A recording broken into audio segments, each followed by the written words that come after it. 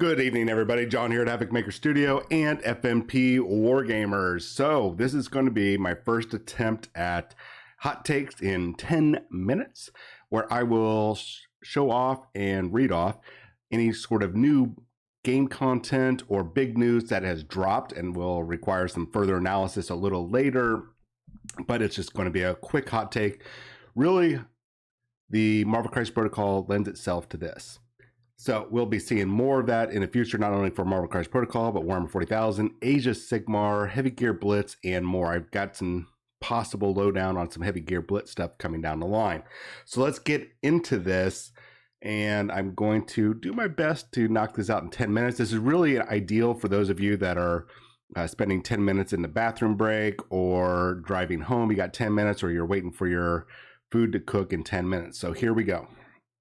Eye in the Sky is our first Nick Fury Jr. and Agents of S.H.I.E.L.D. or S.H.I.E.L.D. Agents Team Tactic card, where there's a whopping 10 cards coming in this box. So the first one, Eye in the Sky. It is its team is unaffiliated. It is reactive. When an allied character is targeted by an attack, Nick Fury may spend 3 power to play this card. The targeted character makes a short range or S advance. If that advance takes you out of the range of the attack and or the attacker's line of sight, the attack ends. Now the attacker may make another action, so nothing to worry about there.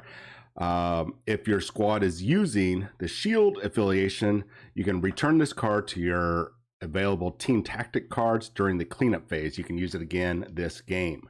So that is a possible really good one. Seems a little costly, but that could be a very awesome clutch moment. There's a couple times that I was just barely within range or one base size range, and certainly short range would move me out of those attacks. That would have been great.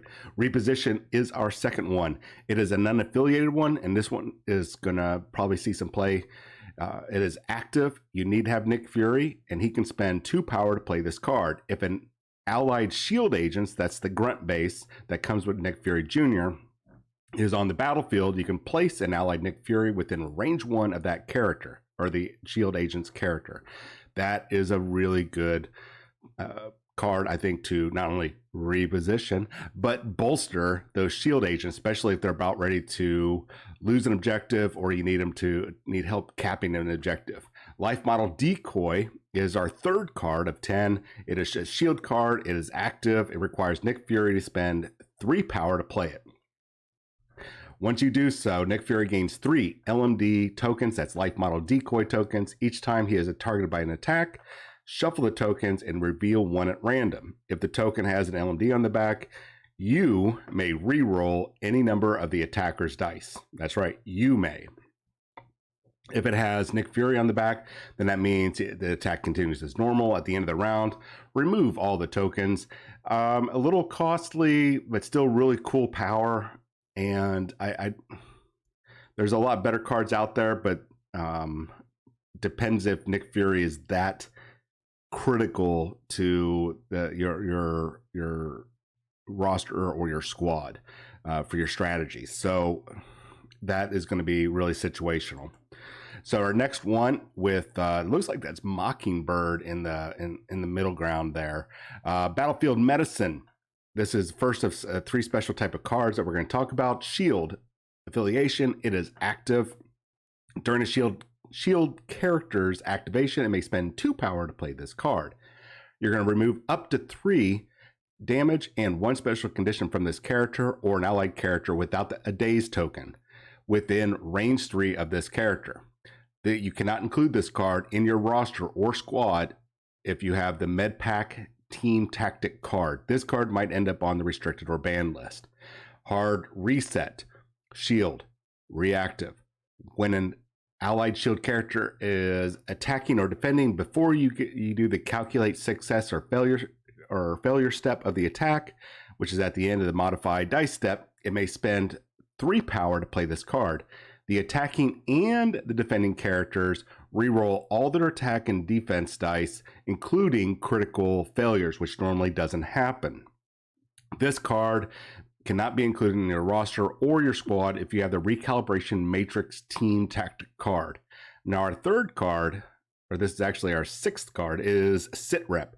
Shield, active. During a shield agent, or let me try this again. During a shield character's activation, it may spend 1 power to play this card. Choose another allied character within range 3 of this card, and the chosen character can advance S or short range. I'm not too sure about this one. Now, this card, like the other three, cannot be included in your roster or squad if you have the Tactical Analysis Team Tactic card. So these are 3 cards that have a restriction based on what cards you already have. Now, is this something that we're going to be seeing a lot more of? Does this mean we're starting to tap the well of the type of team tactic cards we get out there? Are we starting to max out? Probably not, but I have a feeling we might start seeing a lot more of these cards in the future. So let's continue on to our 7 through 9. Helicarrier Strike. This is a 2-part thing. So the first one is it's a shield card. It's active. During its activation, an allied shield character can spend 3 power to play this card. This character may use the attack listed above once it's activated. It is not an action, okay? So you still get to do your stuff. Helicarrier Strike is a physical strike. It is range 5, 6 damage, and 0 power. This attack ignores line of sight, and the defending character does not benefit from cover. Before choosing a target, you have to choose either energy or physical damage. Now, if you happen to roll a wild symbol on those attacks, you get the Scorched Earth condition. After this attack is resolved, other enemy characters within range 2 of the target character suffer 1 damage. Now, if you chose physical for the attack type, you are going to inflict the bleed special condition on those enemy characters within range 2. If you chose energy, you're going to inflict the incinerate special condition on those characters in range 2. Really cool ability. I think there's better ones out there, but that's not too shabby. It's not the high on my list, and probably not the high on yours. Defensive Prototype is our next one. Number 8, it is a shield card. It is active. This is a really cool card. I can see this being used. 2 shield characters may both spend 1 power to play this card.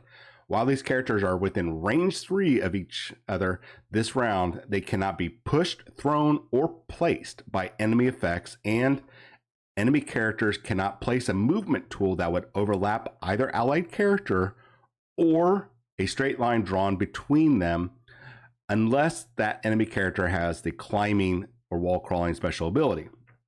Characters cannot draw line of sight through these characters or through a straight line drawn between them this round.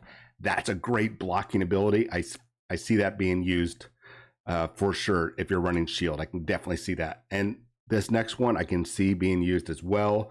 I don't know if this will end up on the restricted. For some reason, I feel like it will end up on the restricted. I feel like there was a similar one. This is the Shield Mobile. It is a shield card. It is active. An allied shield character can spend 3 power to play this card. You get the flight special innate ability this round, and you get to immediately advance L or long range. That is a good card. You have to have the shield affiliation, but that is oh boy, is that really awesome.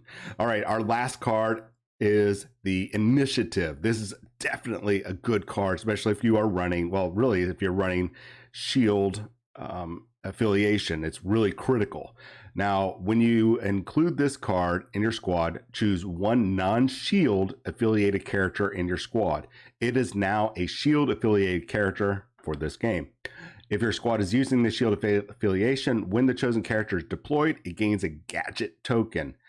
And after all your characters are deployed, you discard this card.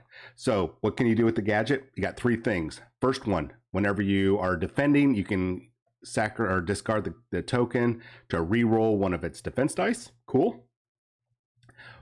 The next one that you can do is during the character's activation, it may discard the gadget token to remove 1 special condition from itself. That's definitely cool. Definitely cool. The last one is these are all kind of they're not overwhelming, but they're definitely cool to really help out. The last one is during this character's activation, it may discard the gadget token to move one objective token it is holding from itself to an allied character within range 1, or vice versa. Now, this doesn't allow you to hold more tokens than the crisis allows. So we're slightly under 10 minutes. I want to say we see these cards, like I mentioned earlier, we saw Mockingbird on the art. We don't always get the characters that they show in the background on these cards, but it's always a possibility. Mockingbird for sure. On this card, we see Stature, Cassidy Lang with her giant size. I definitely think we'll see her for the Young Avengers. The other three is Prodigy, Hardball, and Komodo. I don't see those coming in.